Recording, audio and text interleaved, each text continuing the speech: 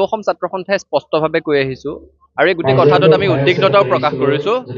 বাংলাদেশত তাত থকা সংখ্যালঘুসকল নিৰ্যাতনৰ বলি হৈছে বুলি বা বাতৰি প্ৰকাশ পাইছে, যিটো দুৰ্ভাগ্যজনক কথা।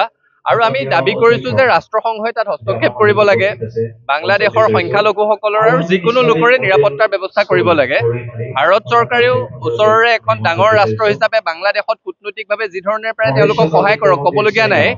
কিন্তু বাংলাদেশত যেতিয়াই গৃহযুদ্ধ হ'ব তেতিয়াই অবৈধ অনুপ্ৰৱেশকাৰী বোজা অসম উত্তৰ পূৰ্বাঞ্চলে ল'ব লাগিব, সেই কথাটো মানি ল'ব নোৱাৰে। আমি এটা কথা স্পষ্টভাৱে কৈছোঁ, ইতিমধ্যে সদৌ অসম ছাত্ৰ সন্থাই উদ্বিগ্নতা প্ৰকাশ কৰাৰ লগতে উত্তৰ পূৰ্বাঞ্চল ছাত্ৰ সংগঠনৰ তৰফৰ পৰাও কেন্দ্ৰীয় গৃহমন্ত্ৰী আৰু প্ৰধানমন্ত্ৰীলৈ আমি পত্ৰ প্ৰেৰণ কৰিছোঁ। বাংলাদেশত যেতিয়াই গৃহযুদ্ধ সদৃশ পৰিস্থিতিৰ সৃষ্টি হৈছে তেতিয়াই অসম উত্তৰ পূৰ্বাঞ্চলে অবৈধ বিদেশীৰ বোজা ল'বলগীয়া হৈছে। ভাৰতবৰ্ষৰ স্বাধীনতাৰ সংগ্ৰামৰ সময়তো সেইখিনি সময়ৰ অসম ত্ৰিপুৰালৈ যথেষ্ট সংখ্যক পূব পাকিস্তানৰ পৰা নাগৰিক পলাই আহিছিলে। বাংলাদেশৰ মুক্তিযুদ্ধৰ সময়তো অসমলৈ লাখে লাখে বাংলাদেশী নাগৰিক পলাই আহিলে।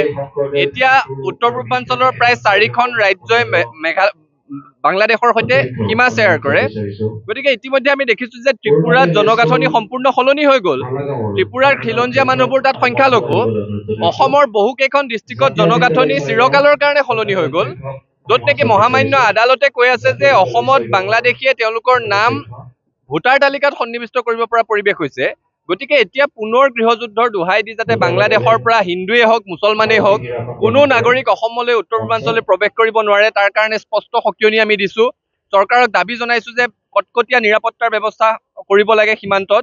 আৰু এই চৰকাৰখন বিশ্বাস নাইকিয়া, কাৰণ তেওঁলোকে অসমৰ মানুহে 6 বছৰীয়া এটা দীঘলীয়া আন্দোলনৰ পিছত 860গৰাকী লোকৰ শ্বহীদ ত্যাগৰ পিছত অসম চুক্তি পাইছিলে।